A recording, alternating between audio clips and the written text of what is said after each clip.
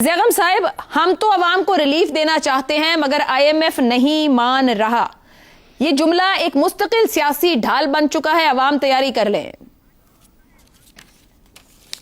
عائشہ، کیا آپ عوام کو قربانی کا بکرا سمجھتے ہیں؟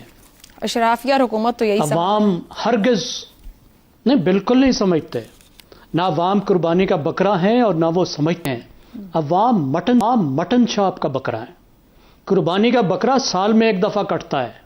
یہ کسائی کی دکان ہے، یہاں ہر روز کٹائی ہوتی ہے، دہائیوں سے ہو رہی ہے. آپ دیکھیے، سرد جنگ آئی چلی گئی، گلوبلائزیشن آئی چلی گئی، یونی پولر ورلڈ آئی ختم ہو گئی، ملٹی پولر ورلڈ آ گئی. ہم ہیں اور آئی ایم ایف ہے اور کنسالیڈیشن ہے اور عوام ہے اور ہمارے حکمران ہیں، ہمارے پیارے پیارے مالکان ہیں جو کہتے ہیں کہ بس ذرا تھوڑی سی قربانی دے دو. اس تھوڑی سی قربانی کا ذرا تصور کریں. دنیا کا جاہل ترین ملک، دنیا کا غیر تعلیم یافتہ ترین ملک، یہ ہم نے قربانی دی ہے. ہم نے اپنی تعلیم کی قربانی دی ہے. دنیا کا غیر صحت مند ترین ملک، یہ ہم نے قربانی دی ہے، اپنی تعلیم کی قربانی دی ہے. دنیا کا سب سے کم ترقی کرنے والے ملکوں میں سے ایک، یہ ہم نے ترقی کی قربانی دی ہے. یہ ہیں وہ قربانیاں جو ہم دے رہے ہیں. اور ہو کیا رہا ہے؟ جو ہم سے قربانیاں مانگ رہے ہیں، کیا ان میں بھی کوئی کمی آئی ہے؟ کیا ان کی دولت میں کمی آئی ہے؟ خود حکومتی اعداد و شمار ہر 3 سال بتاتے ہیں کہ لو جی، ان کے سب کے جو مال ہے وہ ڈبل ہو چکا ہے، اثاثے ڈبل ہو چکے ہیں، انڈسٹریز چل رہی. فیل ہوتی ہیں تو وہ انڈسٹریز فیل ہوتی ہیں جو اس ملک کی ہیں، تباہ ہوتے ہیں تو وہ ادارے تباہ ہوتے ہیں جو اس ملک کے ہیں. لیکن وہی لوگ جو ملک کو چلاتے ہیں، ان کے اپنے ادارے نہیں تباہ ہوتے. وہ دن دگنی رات چگنی ترقی کرتے ہیں. 25واں آئی ایم ایف کا پروگرام محض الزام آئی ایم ایف پہ. پروگرام آپ کا ہوتا ہے. آئی ایم ایف کی سیدھی سی بات ہے، وہ یہ بتاتا ہے کہ بھائی حساب برابر کرو.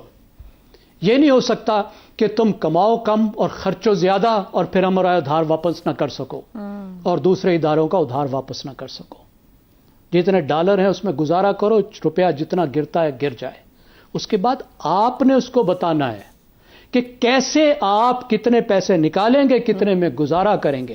وہ بالکل یہ نہیں کہتا کہ آپ فلاں سے ٹیکس لیں، فلاں سے نہ لیں. وہ تو کہتا ہے ٹریڈر سے ٹیکس لیں، وہ تو کہتا ہے ایگریکلچر سے ٹیکس لیں، وہ تو کہتا ہے ریفارم کریں.